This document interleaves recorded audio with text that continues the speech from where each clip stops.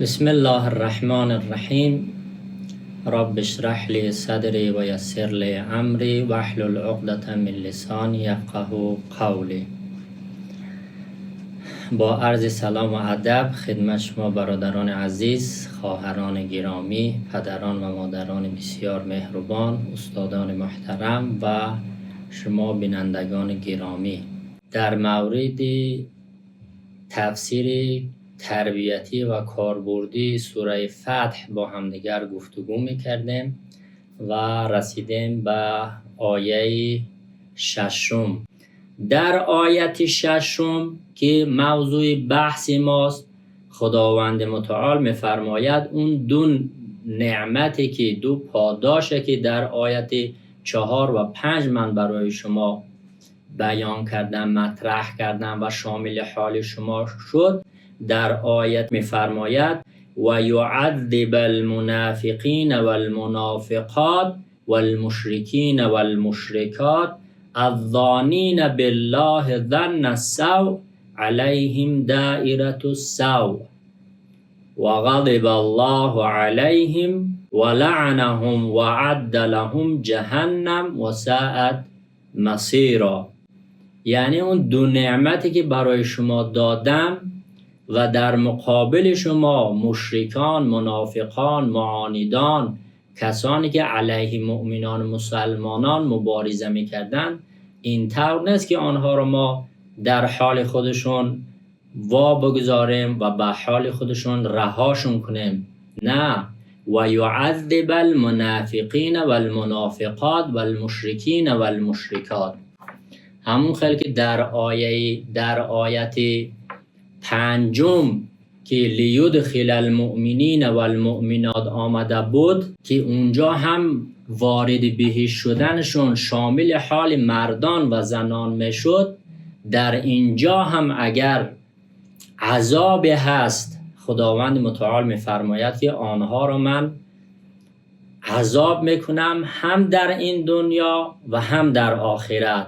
و یعذب المنافقین والمنافقات والمشرکین والمشرکات، یعنی زن و مرد منافق را خداوند متعال عذاب میکند، مشرک منافق مرد و زن را خداوند متعال عذاب میکند. عذاب الهی شامل حال اینها در دنیا و آخرت می شود. و در آیه 5 ما مفصل توضیح دادیم که بر اساس اندیشه های توحیدی و قرآن کریم زنها می توانند در جامعه نقش آفرینی کنند.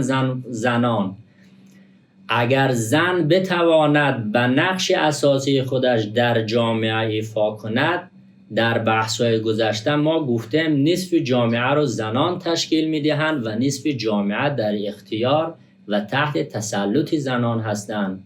زنها اگر بتوانند نقش اساسی خود را ایفا کنند، سیاستمداران ما، اقتصاددانان ما، جامعه شناسان ما، معلمان ما، پزشکان ما، همه متخصصانی که در جامعه سر و کار دارند از دامن زن پرورش می‌یابند. و این خاطر است که مطرح کردیم که مردان از دامن زنان به معراج میرسند.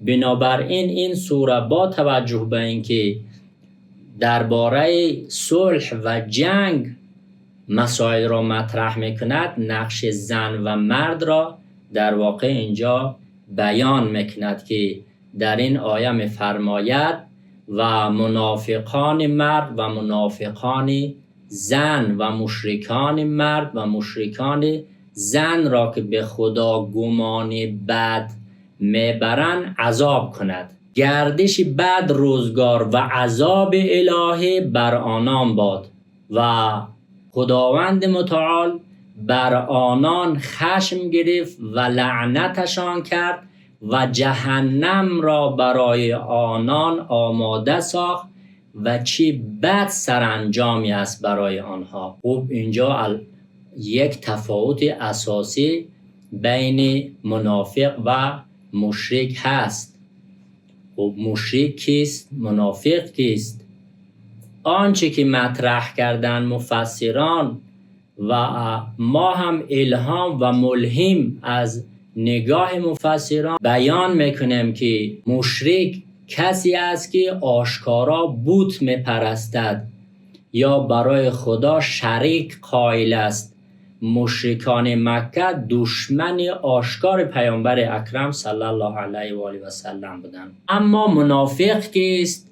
منافق کسی است که در ظاهر ایمان دارد، در ظاهر ایمان می آورد برای حفظ جان و مال و یا نفوذ در سیستم حکمرانی اسلام وارد می شود، به ظاهر نشان می دهد که من مسلمان هستم، من مؤمن هستم، اما در باطن کافر است. منافق خطرناکتر از مشرکان است. برای چی؟ برای آنکه در صف مسلمانان نفوذ میکند و از درون به جامعه ضربه میزند، یعنی به جامعه اسلامی ضربه میزند در نوع مدیریت، در بحث سیاست، در مسائل مختلف که در مباحث حکمرانی و حاکمیت اسلام هست. مطرح شد که ذکر مرد و زن در هر دو گروه هست، هم در جبهه حق و هم در جبهه باطل زن و مرد مطرح شده است و نفاق و شرک مختص جنسیت خاص نیست. هم در مردان و هم در زنان می تواند منافق و مشرک باشد. قرآن کریم به هر دو گروه و به هر دو نوع در واقع اشاره کرده است و همگان را به این مسئله هشدار داده است که ما در جبهه حق زن و مرد مؤمن داریم و در جبهه باطل شرک و منافق مرد و زن داریم و این هشداری است که برای مؤمنان و مسلمانان و جامعه و احاد اسلامی خداوند متعال مطرح میکند. اما این عذاب را برای چی خداوند متعال برای این افراد مطرح میکند؟ یک مسئله و یک مطلب بیشتر نیست. اون مطلب چی است؟ الظانین بالله ظن السوء، گمان میکردن که خداوند متعال و پیامبر و مؤمنان را کان این گمان را داشتند که خداوند متعال پیامبر و مؤمنان را تنها گذاشته است. گمان میکردن که وعده الهی دروغ است، گمان میکردن فتح در کار نیست. این وعده و وعده هایی که رسول اکرم صلی الله علیه و آله و سلم به مؤمنان مسلمان ها درباره فتح میدهد، درباره پیروزی میدهد، درباره قیامت میدهد، وعده هایی که به پیش میدهد، اینا الکی است، اینا دروغ است. این گمان بد و سوء ظن بود که منافقان و مشرکان به خداوند متعال میدادند و به خاطر همین گمان بد و سوء ظن به خداوند متعال هست که خداوند متعال اینها را عذاب میکند. گمان میکنند که سنت های الهی تغییر پذیر است. این ظن سو ریشه همه کفر و نفاق است و همه مؤمنان و مسلمانان نسبت به این مسئله باید هوشیار باشند. نباید نسبت به خداوند متعال گمان بد داشته باشیم. این گمان بد فقط در مسئله جنگ و فتح و پیروزی و نصرت اینها نیست، در همه مسائل ممکن است انسان غفلت کند و به خداوند متعال ظن ببرد.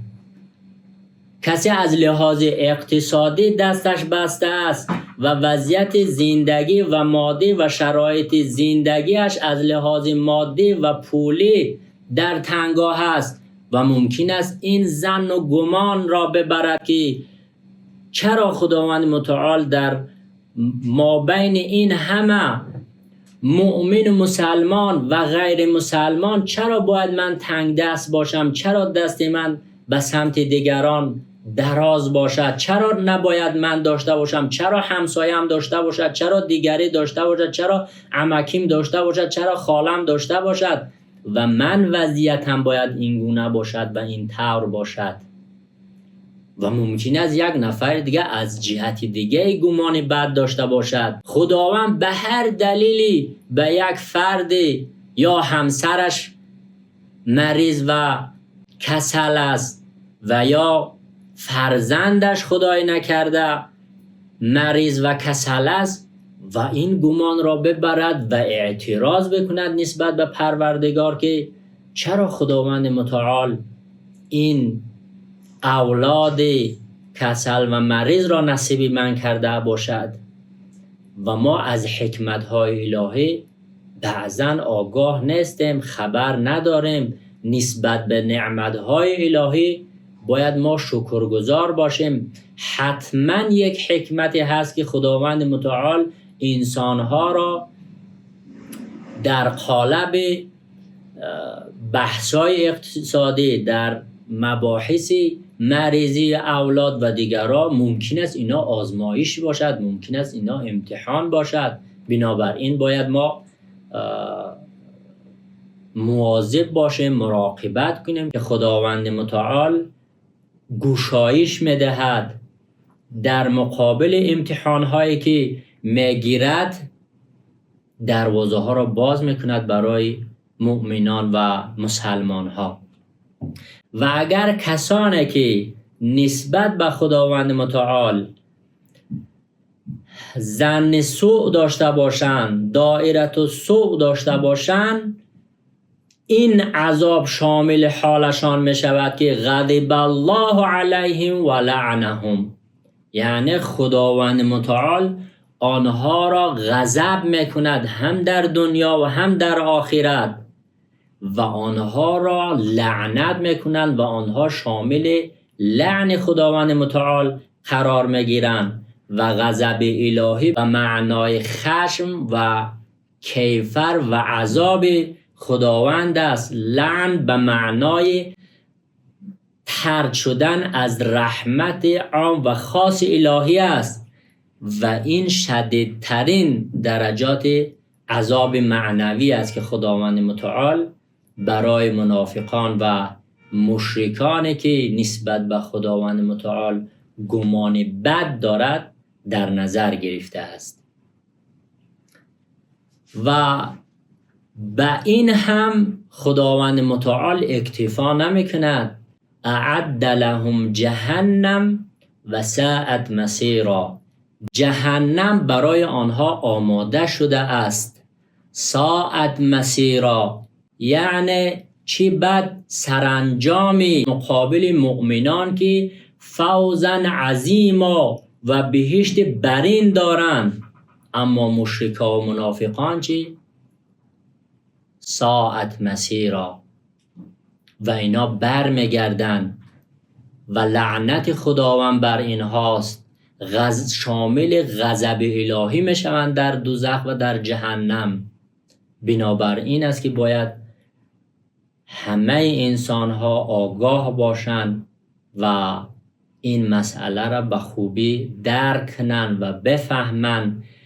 و این آیت شریفه ای که در سوره فتح آیه 6 مطرح شد، ما میتوانیم درس های را بیاموزیم که اولا منافقان همیشه خطرناکتر از کفار و مشرکان بوده اند.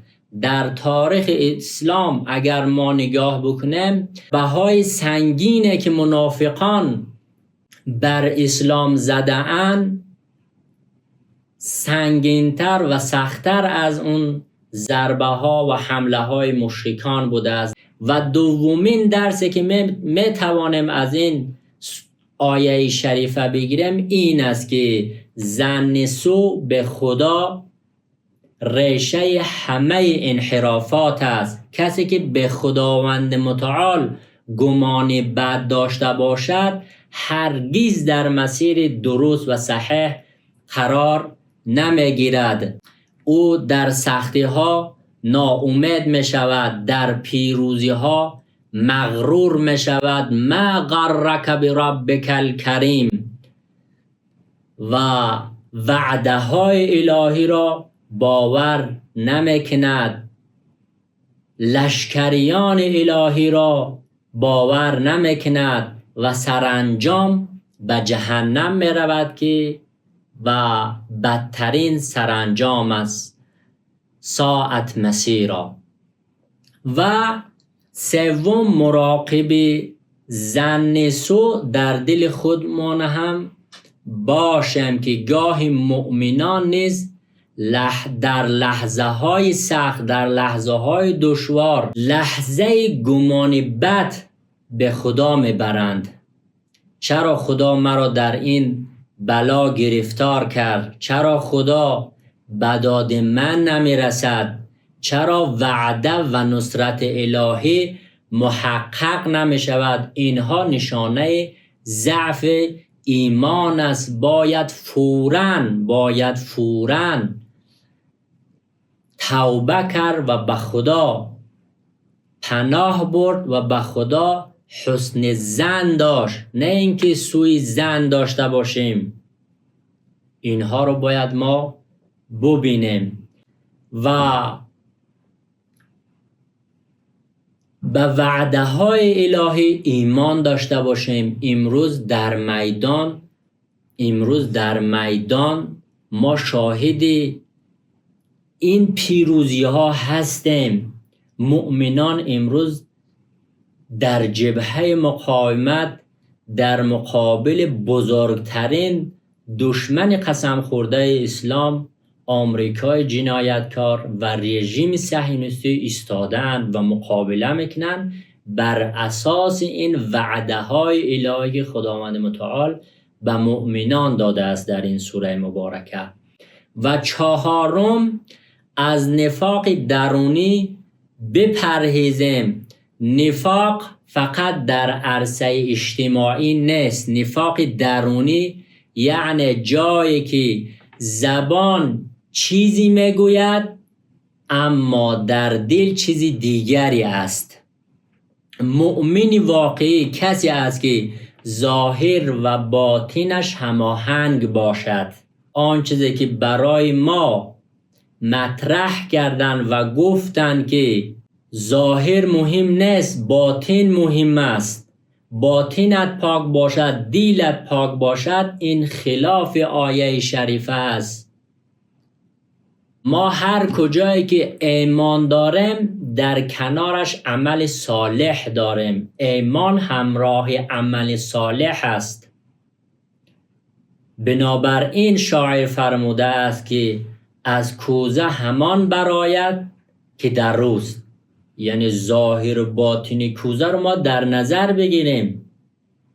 این طور نیست که ظاهر مهم نباشد. ظاهر گویای باطن است. ظاهر گویای باطن است.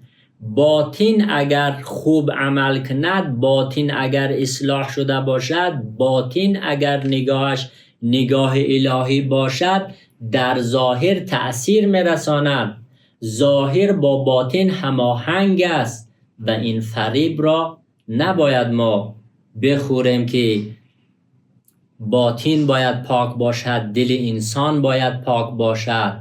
حالا حجاب پوشیدید نپوشیدید خیلی مهم نیست. کی گفته است؟ ظاهر خیلی مهم است، هم برای مردان و هم برای زنان. پوشش و معیار پوشش برای مردان و زنان در قرآن کریم حد و مرزش معلوم است. بنابراین رابطه باطن و ظاهر خیلی مسئله مهم است.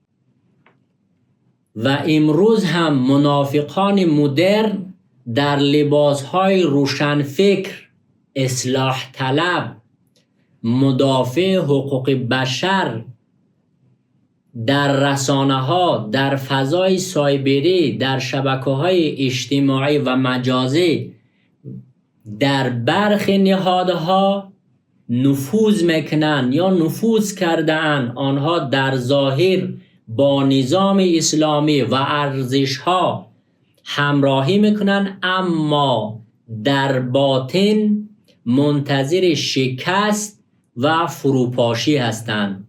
قرآن کریم به ما هشدار می‌دهد که فریبی ظاهری آنها را نخوریم و سوره فتح به ما می آموزد که سرانجام اینا به خشم و لعنت الهی است. امتحان‌های الهی مدد بجوییم که سر بلند بیاییم که در روز قیامت پیشگاه خداوند متعال و در پیش رسول اکرم صلی الله علیه و آله و سلم سرافراز باشیم. امیدوار هستیم که خداوند متعال این نعمت‌ها و بشارت‌هایی که خداوند متعال به مؤمنان در این آیت شریفه آیه 4 و 5 داد شامل حال ما بشود و همه ما و شما و گذشتگان ما و شما را از این نوع عذابی که در آیت 5 برای منافقان مشرکان بیان کرده است و آنها را خطاب داده است ما را دور بگرداند. و السلام علیکم و رحمت الله و برکاته.